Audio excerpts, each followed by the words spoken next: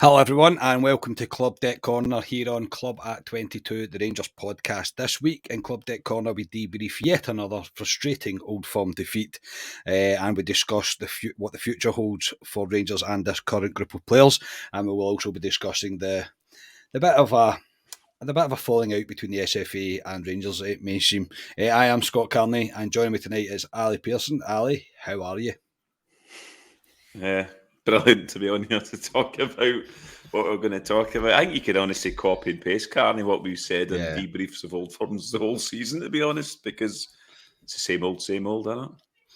Yeah, it feels a wee bit like that. It really does. It does feel a wee bit like that. And also joining us tonight is Ryan Haymart. Ryan, how are you, mate? Good, boys. Wee bit lost my days right enough. I couldn't work out what day it was the day earlier on. So it's what we record on Tuesday. So just about over the weekend. But unfortunately, we're all getting used to this feeling. It's been a few days on, and I generally do like leaving it a few days before we come back and address things, because you do kind of calm down. The fallout's obviously rolled on and on, as it tends to do after Old Firms, no matter what way the result goes. But you tend to bring yourself back down a wee bit. I actually think in the post match that I was pretty calm about stuff, which is not usually like me after an Old Firm defeat, but I felt like we were quite calm about it, and it's probably more an overriding sensation of frustration than anything else, and that's probably still the way that I feel. Anyway, before we get into everything, shameless plug: to support the pod to reach the next level, you can join the channel for as little as 99p a month. You can also buy the podcast a coffee and join the Coffee Buying Legend membership via buymeacoffee.com. All the links are in the description for this podcast. Thank you to all our YouTube members and our next level supporters and our coffee buyers and our coffee buyers buying legends. Generally, you're making such a difference to this podcast. Really do appreciate it. And as Ryan said in the last time, you can just subscribe to the channel so you don't miss anything. It doesn't cost you anything. All you need to do is be signed in on YouTube, and you can subscribe to us and you won't miss anything that we bring out going forward. That would be very much appreciated. So, gentlemen, we will start with another frustrating defeat in the Old Firm derby as we lose by 3-2 at Parkhead. Ali, before I get to the game, I am going to start with the SFA statement and the Rangers statement. I'm not going to sit and read them out because we everybody's read them now. Everybody's seen what's happened.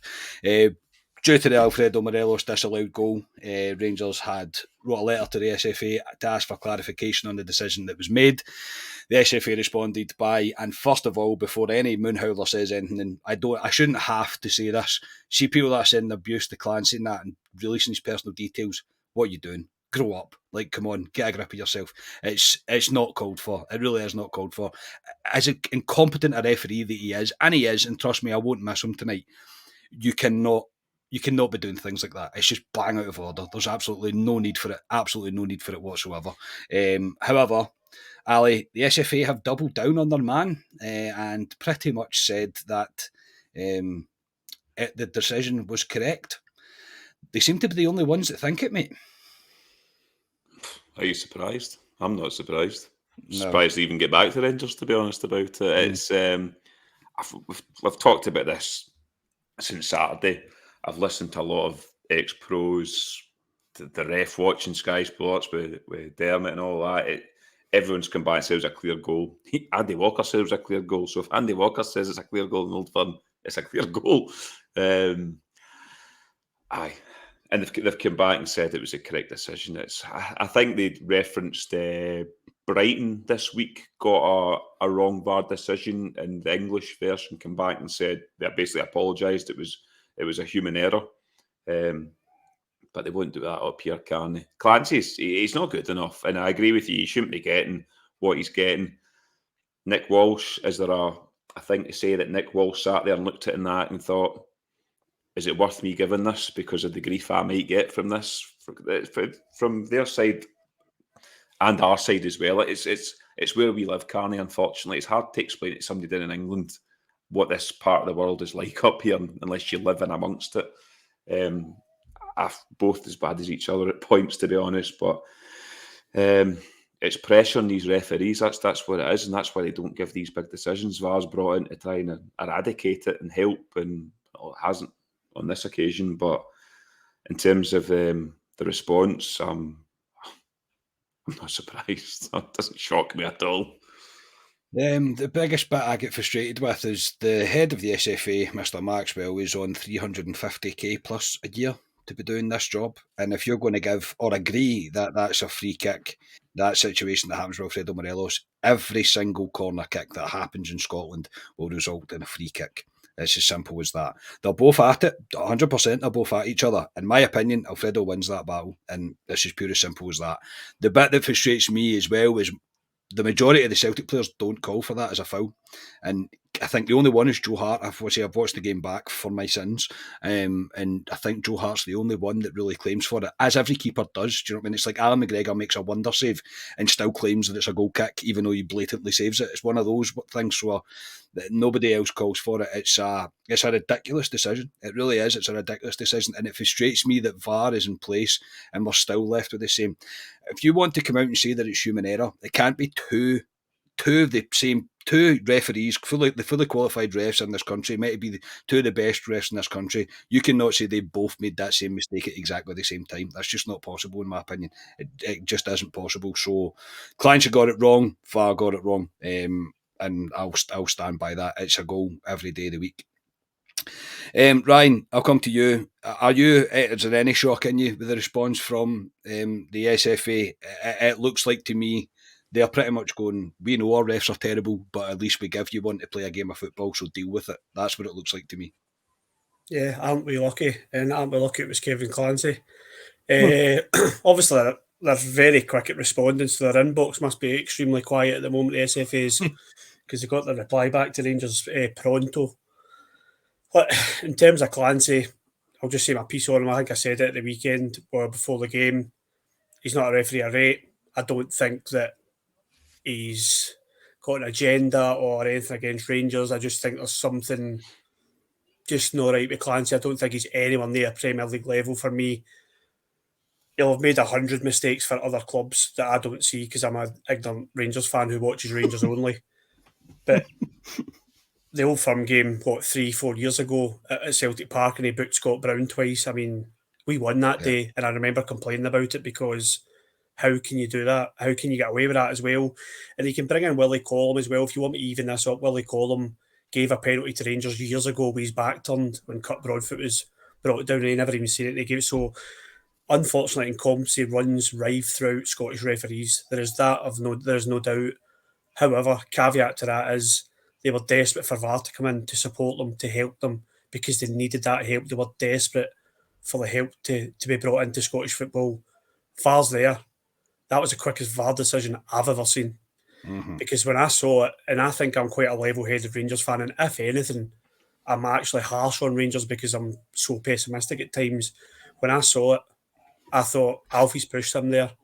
And I went through to the kitchen because I was pissed off, made a cup of tea. My dad and his mate are sitting watching it and the boys. And I said, Alfie's pushed him. I said, stop playing this victim card. And then it showed you the replay again. And I went, and I heard McCoist, and I thought, if McCoist is calling this a goal, it probably is because he's such a good pundit. And then I heard Walker, and I went, I've got this wrong here. And I'm watching it, and I went, oh, that's a goal. It's a goal all day. Johnson's caught under the ball and just threw so down. And fair play, like he's got it. But Clancy's got the opportunity to go and have a look at that, or Nick Walsh or whoever's on VAR, come and have a look at this. We reckon this isn't what you think it is. You've called it, but you've got this wrong. And they've not utilised the facility that they've got to them. And that's why they're getting all this abuse. And I don't mean the abuse in terms of threats or whatever has been sent to the SFA or these idiots who have put his address up online. I mean the abuse from pundits, from fans on social media just saying that Clancy's an idiot like me. Just now I'm saying Clancy's an idiot. They deserve that because it's such an idiotic decision to make when you have the facility to use and say, do you know what, I might get a second look at this. Have I made the wrong decision? I have. Go Rangers. But he didn't do it. And it highlights, and Scott, the SFA's reply, mate, it's a joke. I don't think Rangers should even have bothered their backside, but then they would have got it in the neck for not sticking up for themselves. But it's just a farce from start to finish, really. Yeah, and it leads to bigger issues that we know about this. The way that the way football's run in this country, we are happy to have part-time refs. We are happy to have referees not analysing their game, not spending time improving themselves. It's go and do your everyday job and then show up and do your do your um, do your other job, basically do your refereeing. And I heard a thing on Heart and Hand today. These guys are getting £1,000 a game, £1,000 a game for a part-time job. I mean, I mean, if obviously I'm a blatant Rangers fan, and there's no way I could get away with being a ref. But I'm going £1,000 for what 90 minutes a week, which is They'll not need too to bad. watch. They'll need to watch. You don't get too many games, or they'll come into Holmes's tax bracket. But we can talk about that in another pod if you want. Yeah, nice. Leave that for Politics Scotland, mate. I think yes, but no, it's ludicrous. It really is. It's a ludicrous thing. And before MD makes comments saying that I'm sitting here making an excuse, I'm not making an excuse. I said on the podcast, you can go back and watch it before on Friday night. I said it's critical that Rangers score first, and we did, and it was taken away from us. So that's my gripe with it all. Who knows what would have happened in the rest of that game? I don't know. Celtic could have on and beat us 5-6-1. How am I to know? But at least it changes the complexion of the game. And the response is, well, unlucky Rangers, just you're going to have to deal with that going forward. It's just not on, really is not on. And unfortunately, I don't see it changing anytime soon. Right, gentlemen, as if that wasn't depressing enough, let's talk about the game itself. Ryan, I'll come to you, mate. As me and Ali were, we were on the post-match after the game. What did you think of Beale's tactics? Was it much more like it for you? Or is it acceptable to be only slightly better than what the League Cup was, or do you think there's signs of that he's learning?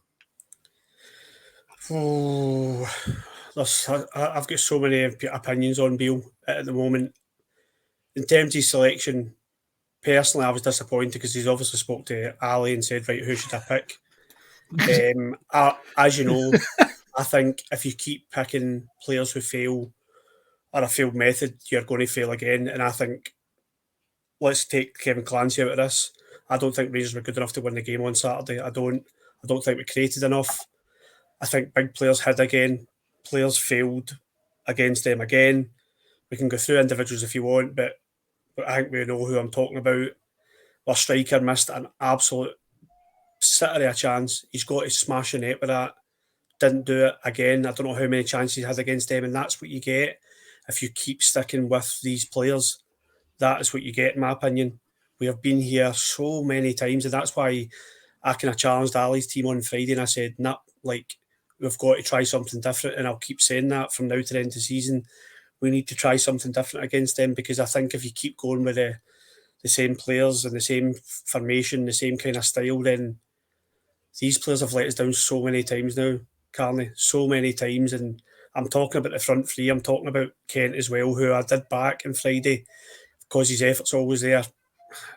Miles, absolute miles off it, and so disappointing with everything that he gets criticised for.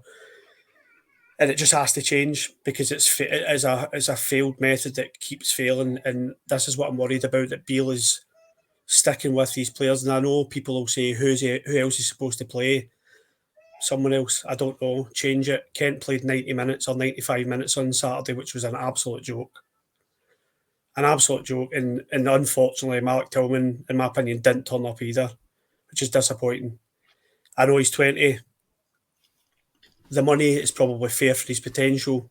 He needs to show something, a big game from now to the end of the season to merit £5 million is a lot of money for us. Maybe not for other clubs, but for us it is, and that's where the balance is with him. But so many players I'll touch on again disappointed us on Saturday and let us down. And I think it has been overshadowed by this refereeing performance. Yeah, well, I get where you're coming from to an extent, mate. We will come to individual players a wee bit later on as well. I think his tactics were better. I do think that he decided to try and play Celtic at their own game, which did cause a pretty scrappy game overall. I say after kind of watching it back, you can see both teams weren't really enjoying the press that each other were doing to each other, if that makes sense. And there was a lot of slack passes. And again, I don't get the argument of Celtic didn't even play at their best. Rangers were nowhere near their best. So people are like that argument that Rangers were at their best. We definitely weren't at our best. But I think in order for us to be at our best, we can't be doing both, if that makes sense. We can't try and press all the time and then expect to immediately play amazing football after the top of it. That's something that will need to develop over time in terms of Beale's style, the way that he wants to play. Our decision making, especially, our decision making has to be better at times. But I do feel both teams kind of counterbalanced each other, and I thought it was a pretty even game for a large spells of the game, But obviously, bits we're going to come on to. There's still a difference there. There's still a difference. I'm reluctant to call it a gap. Yes, okay, everybody will say there's 12 points in it. I get that. Beale's 3 points down on Celtic so far. And yeah, it just didn't happen for us at Parkhead, which is the only kind of blemish he now has. That in the League Cup obviously has the blemish on his card. And I suppose it will raise questions about whether he can, whether he is the man in terms of going forward for some. For me, I think you have to. I believe Beale has done what he can now with this squad. He can't take it any further than what it is now. He needs to get to the summer and he needs to strip as much back as he can and then add his own players to it before you can fully have a full judgment on him. Ali, I was talking about the press the Rangers done, and I think we did. I think we did do that. The first goal for Celtic comes from the minute that we stopped doing that. It's a frustrating goal to concede, mate, because it's down our right hand side. We've seen it I don't know how many times before. A battle of staunch points lost me here probably, but Kyogo does pretty well in order to get himself that space in the box. He does. It's quite clever for him. He just kind of stands still, gets himself the gap and finishes it. I don't know if McGregor could do more. I don't think so. I think it's one of those ones, it's a bit too close range and there's a bit too much power on the shot. But the minute we stop doing it, mate, Celtic score. Yeah. We all looked at each other in the pub and thought, we've come out well, and we were pressing Celtic and we were getting joy. They were making a couple of mistakes at the back, Carney. They weren't liking it, Celtic, because they're not used to a Rangers team coming out and pressing them. Usually we set off them for the first half and let them knock it about. But we had a goal, we pressed. But you're correct, the minute we stopped pressing, you could see it happening in front of your eyes, Carn. Like we said in the post-match, we all looked at each other and we could see it happening. We've seen I screamed it in the pub. I was like, get out to them now. We've seen the goal so many times. I even said Sky Sports were showing a wee montage of Celtic goals, which were the exact same as this goal just before. It was not surprising. Kyogo takes a touch to sort of steady himself, puts him on a bit. The problem is they're clinical.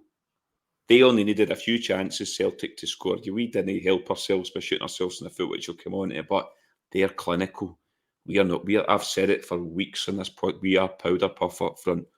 We've got nothing up front if you look at it in terms of goals. We're not a threat up front for me. They've got threats all over the park, Celtic, unfortunately. And again, I don't know how many goals Kyogo scored against us now. It must be a few now. He's scored in most Old Firms now, and we don't have a guy that does that. We've not had a guy like that for years against Celtic, to be honest. They've got a killer instinct, and it pains me to say it, but unfortunately, they have better players in the top end of the park than we do at the moment. Yeah, Ryan, Ali makes a great point. I was going to come on to the front line as well, that our forwards are not clinical enough, and there's more work needed on our front line than I initially thought. Genuinely, I think there's more needs to happen in terms of recruitment, because we're not getting enough out of them. We're really not getting enough out of them. But the mistakes themselves, mate, that led to the two other goals. Before I come on to James Tavernier, the two Celtic goals. Now, granted, mate, that these two mistakes are not the usual mistakes that we see defensively. Possibly, I think you'd probably say more about that on Davis, but Suter, I don't think you can really blame him. It's one of those moments that happens, and it's just so unfortunate it happened the way that it did. 9 times out of 10, you probably get away with that, but Jota was already on the front foot, so I can't really take anything away from Suter there. It is what it is. It was one of those just had to happen in an Old Firm game. I think that's probably what I'm getting at, but. Even at that, mate, the mistakes that run through this team, the mistakes that we are seeing, and they have to stop. Beale, these fine margins, mate, that there is between mistakes and not mistakes, and taking chances and when they're not taking chances. This is all these moments that these games are won on. And right now, Ali's spot on. One team's doing it and one team's not. It's just a cocktail of what Rangers are doing and what Rangers have done all season for a while now. If you think with the period of time we went through, conceding the first goal at Ibrox and conceding the first goal in most games domestically, really, we were joking about it at times. In those games, we then failed to create chances as well, and that's what inevitably cost us points in the league and seen the league slip away. We did that again on Saturday. It's failures at the back. It's stupid mistakes that they're not learning from. And every player, this is not Tavernier or MD, it's all of them have all come out and said, we need to learn from this, we need to stop, we need to eradicate these mistakes, and they're not doing it. So we're conceding goals. And then up front, I'm not excusing the attackers because, yeah, it hurts when the defenders are conceding goals like that, but Ryan Kent's decision making needs called out. I seen a still frame from Saturday. I'm sure you guys have seen it. I've been quiet in the chat, so I've not really seen if it was in the chat or not. Yeah, and it, how we've not created a chance there, I don't know.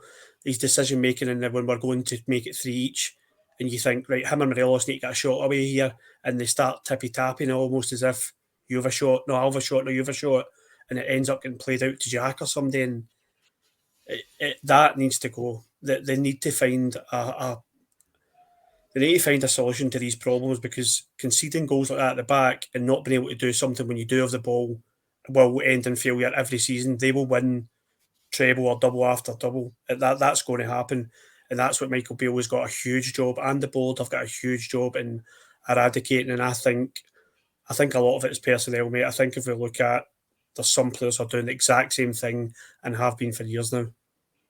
Yeah, I'll stick with Ryan Kent. Ali, say after watching the game back, he was not good. He really wasn't. And there is people that were on the fence with him are now, no, that's enough, we need to move him on, use his wage wisely. I'm probably more, I was all for keeping Kent. I've probably moved into the middle. And the reason that I have moved into the middle, mate, is it's kind of a shoe-in that you expect Ryan Kent to show up in these games because he tends to do so. But that still frame, and I know everything looks worse in a still frame before we get there, but even watching it in real time, why he does not play that past Alfredo Morelos, I can't understand. Honestly, I can't understand why you can't see that. I don't know if it's a confidence thing with him. I don't know if he's not happy, he's unsettled. Maybe he's unsettled at the contract situation. But either way, mate, Ryan Kent he didn't show up for us. Oh, he was poor. He was poor. I've swithered in Kent this season. Before Beale came in, I was saying him and Morelos for me, I'd let go. Then Beale came in, got him going again, and he was our best player for long periods there when Beale just first came in. I know a lot of folk going about his numbers. He wasn't scoring many goals, but he was contributing at that point. But it's a big game at Parkhead where, like you say, he usually does show up in these games. He didn't. It's just, Ryan was saying, and you've said it's decision making for me. And we've seen it in the previous game, Carney, at Ibrox. How many times did we break up the part and decision making cost us? Yeah. And it's cost us again. I mean, that game when it went to 3-2, it should have ended 3 each. We had a right couple of good chances breaking free, but again, decision making up. But it tells a story. Like I keep harping on to the top end of the park of us. We're so powder puff. It's unbelievable. We really don't have much up there. And you look to the squad as well. You look to that bench and think, who's you brought? We brought Scott Wright on. No, I'm not Scott Wright's a good player to bring on against Dundee United and all that. Ibrox with 20 minutes to go. But at Parkhead, it's Scott Wright. Is that the answer we've got going forward? Our squad's not good enough, unfortunately. We've got players on that bench. Your Kamara's doesn't want to be there. Lundstrom, not good enough for me. Scott Wright, Ollie is a squad player, but he's not good enough in these big games, sorry. Hadji, another guy, I'd look at moving on in the summer. That's why Ryan Kent probably stayed in the park as long as he did, because he probably looked at his bench, Beale, and went, I've really got nothing here to bring on. Sakala's the curveball one that he brought on, who should have came on earlier, but Ryan Kent going forward, I don't know. It's down to Ryan Kent what he wants to do, but it'll be big bucks for us to keep him in terms of wages. But at the same time, for us to replace Ryan Kent is going to cost us money unless we can pull some sort of diamond from somewhere. But interesting going forward. But ultimately, in that game on Saturday, he was poor. He was poor, very poor. Yeah, people have nailed their colours to the mast in terms of Ryan Kent, and they have done for a long time. I get it. I get the argument against it, but I do still. When he's good, he's brilliant. Do you know what I mean? He's one of these things. But the more I'm hearing different opinions, the more I'm thinking, am I being too generous here? Am I being too forgiving for the lack of end product that we get from him a lot of the time? It's a real difficult one going forward for me, because I just don't believe there's anybody in that squad just now currently that would be able to do what Ryan Kent does on and off the ball. I think I'm taking Saturday out of it, of course, because before that, even his defensive work and all that. And I thought probably my biggest thing is that I don't rate anybody else in that team the way that I used to, or still kind of do rate Ryan Kent. And I think that's where I'm like, well, what is the options?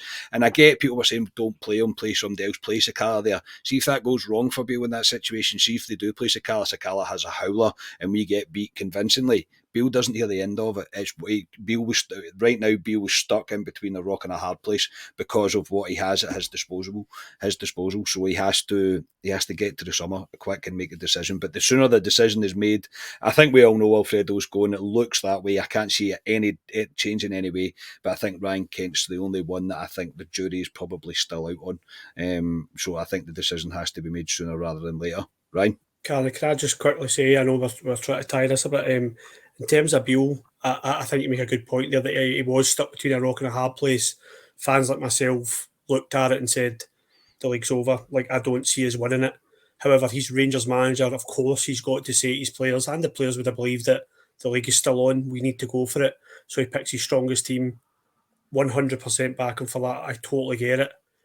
From now to the end of the season, if you look at the next Old Firm game, and the Old Firm game, even the one at Ibrox, which, yeah, it's in the league, but I would be extremely disappointed if he stuck with the same players that let them down.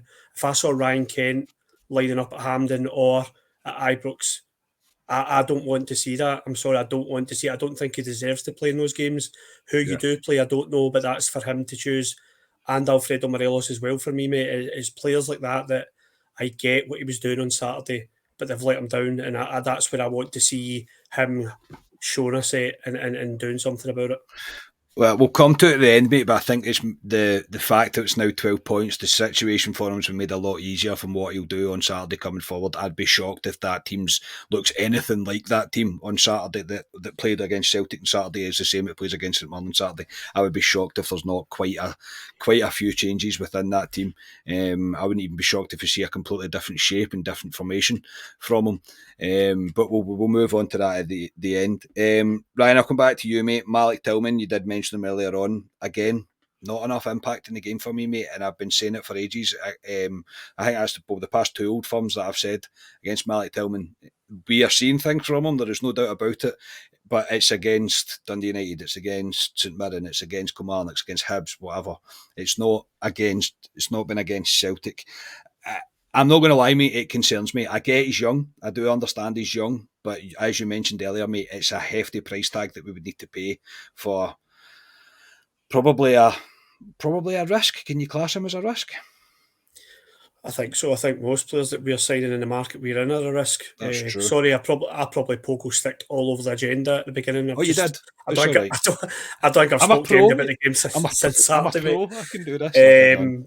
Malik Tillman, mate, yeah, such a letdown. Spoke to my dad's friend on Saturday and he said, would you sign him before the game? And I was like, absolutely. And then I watched him and I was getting angry with him, and everything that I say diplomatically about he's 20, he's young, this is his first season as a professional. It is, and they're all valid points.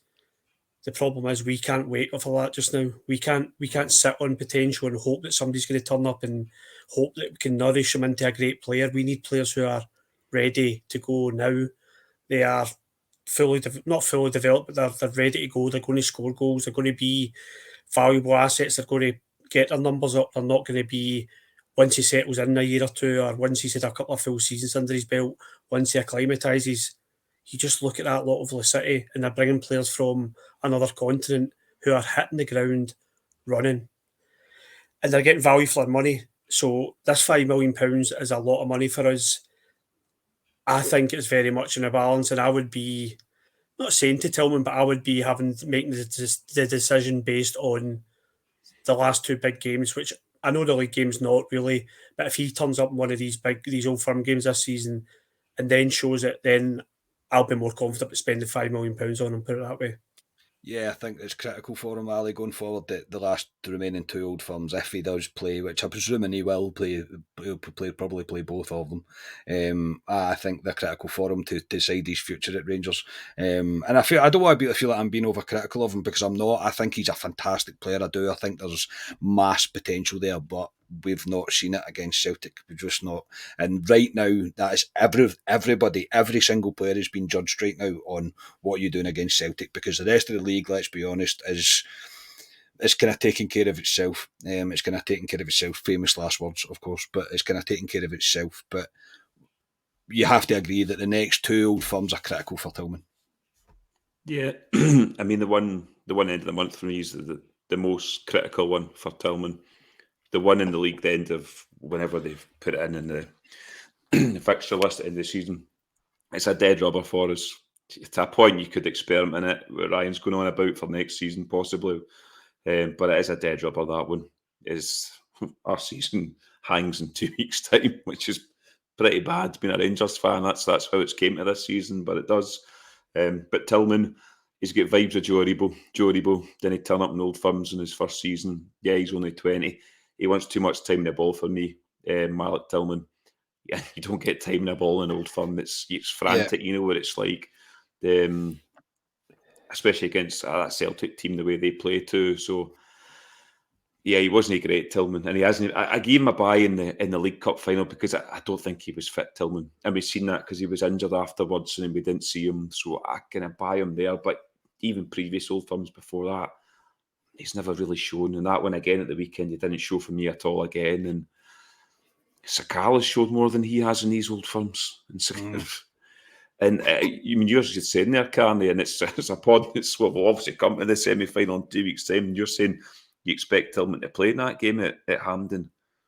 I don't know. I think he might put Sakala in there again, because we get more joy with Sakala against Celtic than we do Tillman right now. So, but we'll come at that in 2 weeks' time. So, but no, in Tillman, if he falls into the same camp as Ryan Kent at the weekend, and other players too, that just simply wasn't good enough again against Celtic.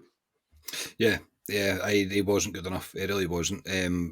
Just one thing that's flashed into my mind that I forgot to mention while we're talking about Clancy is he was extremely unlucky. I'm going to use, because I don't believe Clancy's a cheat. I don't believe any refs are cheat, because if they were cheating, they would cheat for everyone. So I don't believe that. Very incompetent, yes, but the Tillman wins the ball in our half off a Celtic player, and then is clipped as he's won the ball, and Clancy gives a free kick to Celtic, and you can see Tillman kind of know. I mean, again, it might be a contributing factor to the fact that he wasn't quite himself, but he must be going, why? How are you possibly giving a free kick that way there?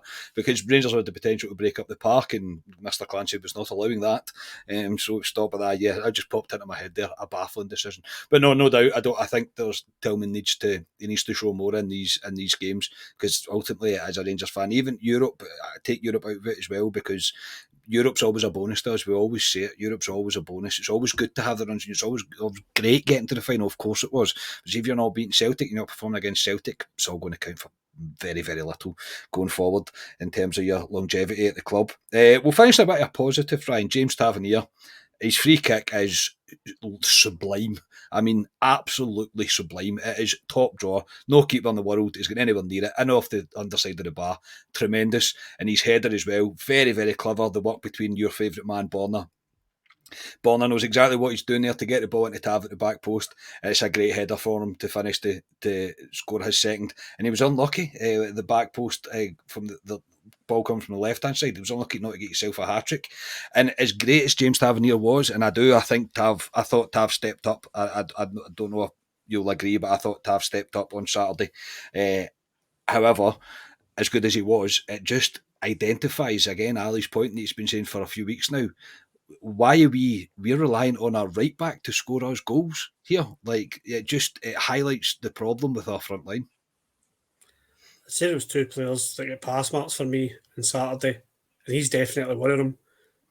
But this is what I said at the beginning of the season with James Tavernier. I said he should be getting more goals. He should be, and see what he did on Saturday. That's what, like, that free kick is world class, absolutely world class. As soon as he hit it, I said to my dad, and that was like, that's the best free kick he's ever hit for us.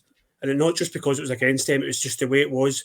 And I don't know if anyone else clocked this, but it's amazing once you do clock it.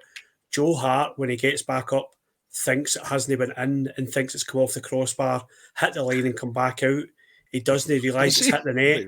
When you watch it again, there's a good angle and he actually grabs the ball and goes to run out with the ball and doesn't realise it's hit the back of the net as well. It's brilliant. But his free kick is sublime. His header is brilliant. He's unlucky not to score again. And it's, listen, I've only got my 1.1 at coaching, boys, so I'm not showing off here, but I've always said James Tavernier should be up the pitch and nowhere near defence. I would have him nowhere near. So see this right winger that we're desperate to sign, I would give it a go. I know this sounds crazy and I know it sounds like the wheels are coming off and just, I would just give it a go. I'd be like, stay up the pitch, and whether it's Devine or whoever it is that you play it right back, play somebody, or you sign a right back, play him up the pitch because that's where he's best. He crosses a good ball in, he links up plays, good at dribbling. He's terrible at defending. Keep him away from there. Let somebody who knows the job, knows how to do that job. And if we're being honest, I don't think he's got the engine he used to have of getting up and down the pitch. That's what I've thought this season. So keep him up there. Just go like that. Listen, see for the next 10 games, especially like now, stay up there, stay up that pitch. You're a right winger today. And Devine will plug in at right back, or Jack or whoever. Somebody will play it right back behind you. Don't worry about your defensive duties and see how you go on. Because that's where I see him best as attacking player for us. But yeah, he definitely got more than pass marks for us on Saturday, which was pleasing to see because he's had a poor season this season. So it was pleasing to see him at least. He played well on Saturday. There is no taking that away from him.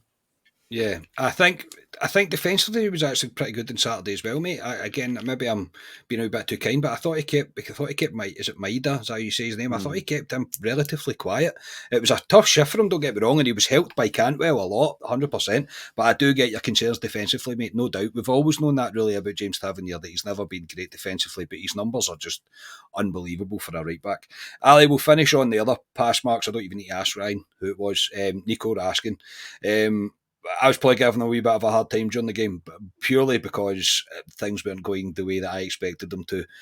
I think he got caught. You mentioned, I think he got caught maybe once or twice, just wanting that wee extra bit of time on the ball, but he quickly learned he's going to need to move it quickly. And for his first Old Firm, I thought he was just fine.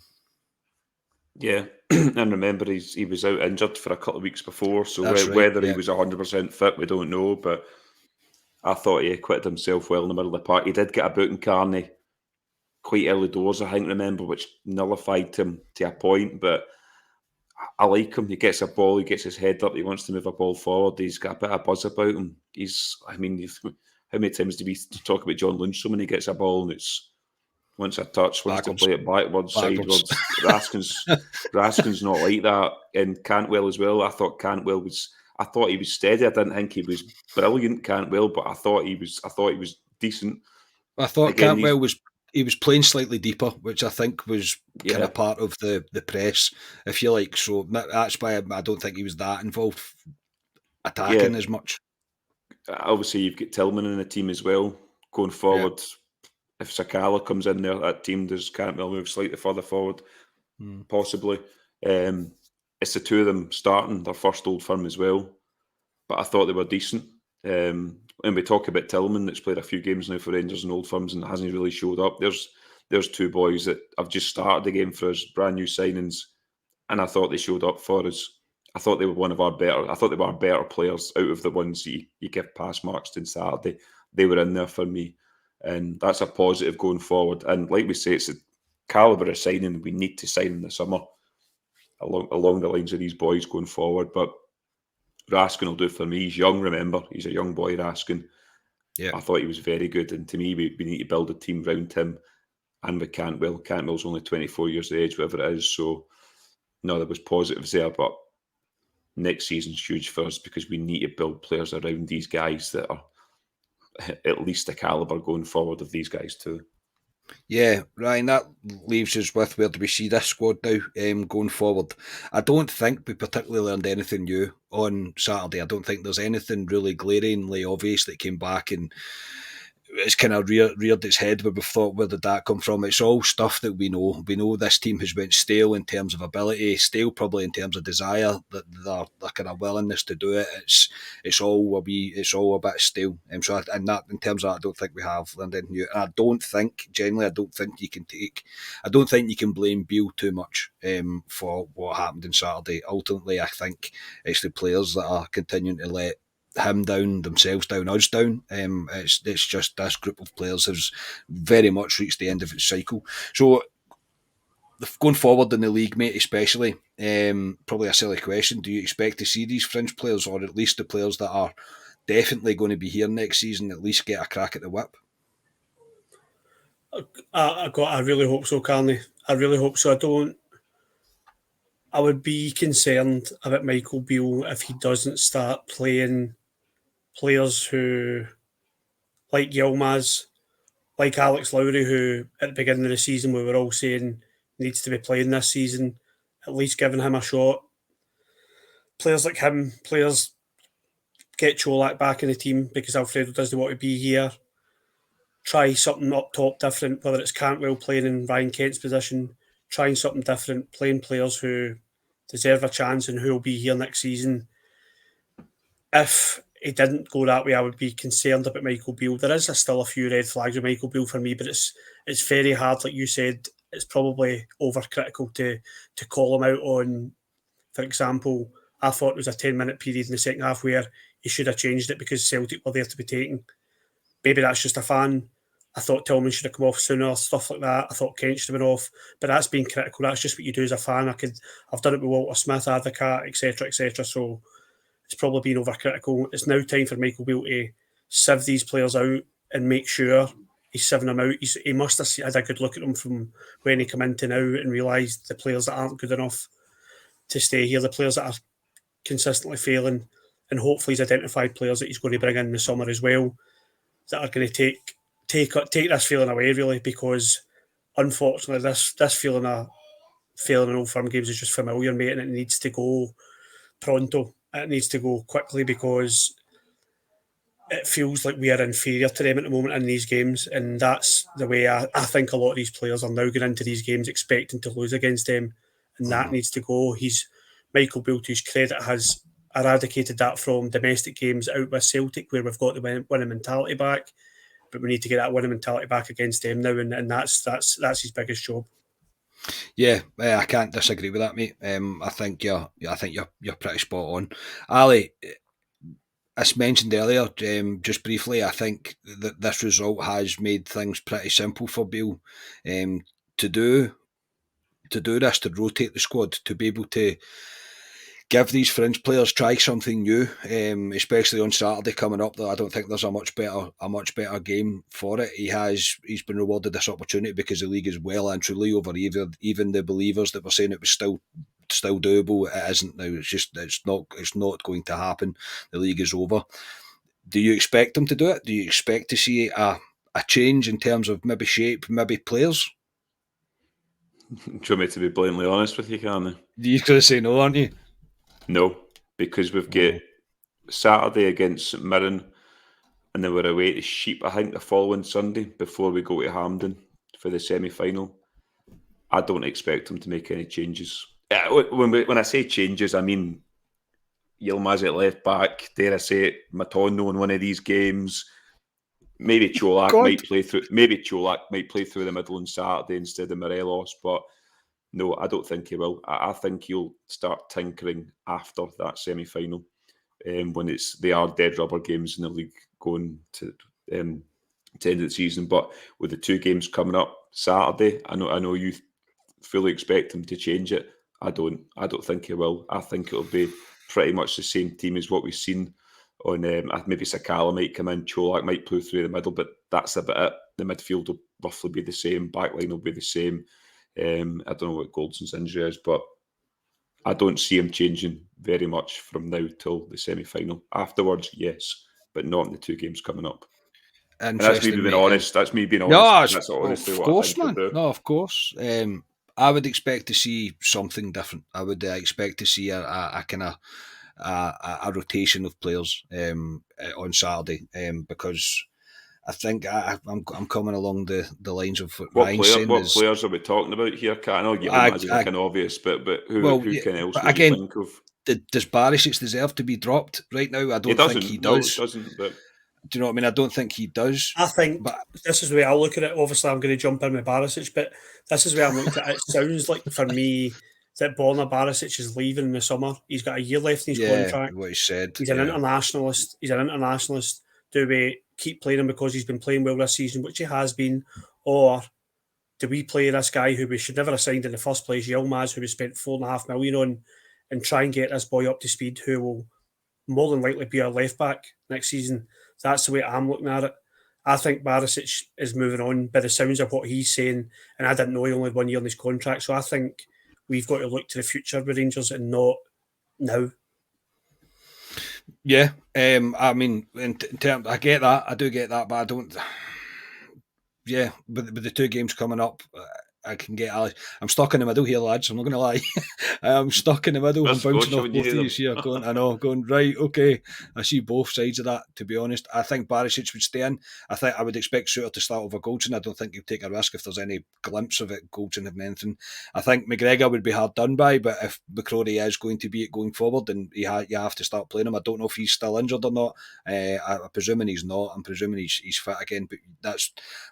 Players like that, the midfield I think is pretty much taking care of itself just now, and I would drop Kent for this performance on Saturday. I would play Sakala or Scott Wright on the left hand side, whoever he decides. Matondo can play on the left side. Nah, don't fancy Rabi. We'll try. We'll see. Look, I want Rabi Matondo to prove me wrong, but I've got a very strong feeling that he won't prove me wrong.